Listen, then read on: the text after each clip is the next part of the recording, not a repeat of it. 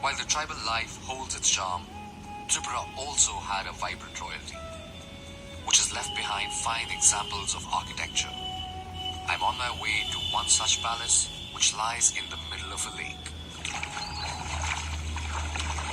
Somewhere in the hills, there is a lake.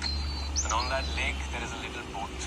And in that little boat is me, enjoying the cool breeze, the chirping of the birds, and the view of this majestic palace, which is calling out to me. I wonder what mysteries and legends await me. I'm at the Neer Mahal Palace, which as far as palaces in India go, is rather young. It was built in 1930 by Maharaja Bir Bikram Kishore as a summer retreat. The palace speaks of the ambition and refined tastes of the Tripura royalty. The construction started exactly in the year 1921 and it finished in 1930. It took a long 9 years.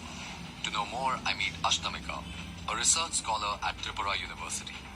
How did they manage to make a palace in the middle of the lake? One fine day, the king was traveling to Tripura's Udaipur and suddenly he saw this place. It was a beautiful place, and then and there he got attracted towards the beauty of this place.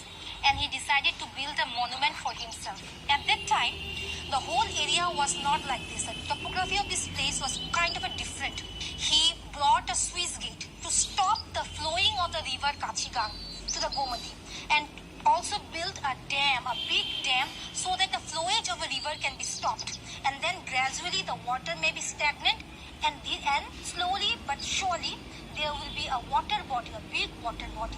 That's how the whole Rudhi Jala, the Rudra Sagar was formed. So people should know that it is not a natural lake, it's an artificial lake, and it was constructed under the sole interest of the Maharaja itself. I note a sense of disapproval in Ashtamika's voice. Or perhaps it's the historian in her that wants to set the facts straight. But great monuments are often built at the behest of a monarch. The story of Rudrasagar and Neer Mahal remind me of the industry, skill, and demands of the Mughal emperors who have left behind iconic monuments. As I'm about to discover, it's a good parallel to draw. So whenever we're looking at this place, you can see the slight resemblance with the Mughal architecture. And just like the Mughal architecture, you can see a Volvoa stone, which presents the Persian as well as Turkish architecture. Neer Mahal has slight resemblance with Red Fort as well as Taj Mahal. Because at the time when Bir Bikram Kishore Bahadur built this big Neer Mahal, he was inspired by the Mughal administration, because he was though a king of Tripura, but he was also the zamindar of the Mughal people. Therefore, you can see the color, white and red.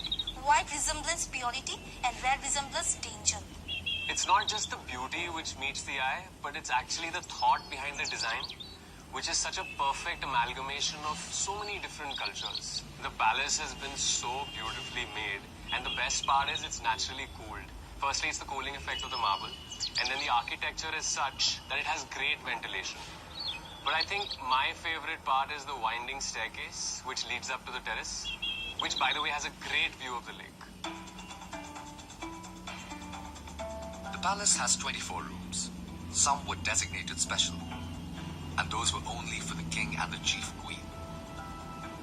There was also a special garden which was out of bounds for everyone except the royal couple. But there were other areas of Neer Mahal which was thrown open to the public. Ashtamika tells me that being a summer retreat, Neer Mahal was a place where people could come for recreation. But its significance goes beyond its recreational uses. The whole Neer Mahal doesn't only stand for a picnic spot or for a recreational purpose, but it also stands for a hegemony, also stands for a kingly monarchy, and also stands for enlightened despotism.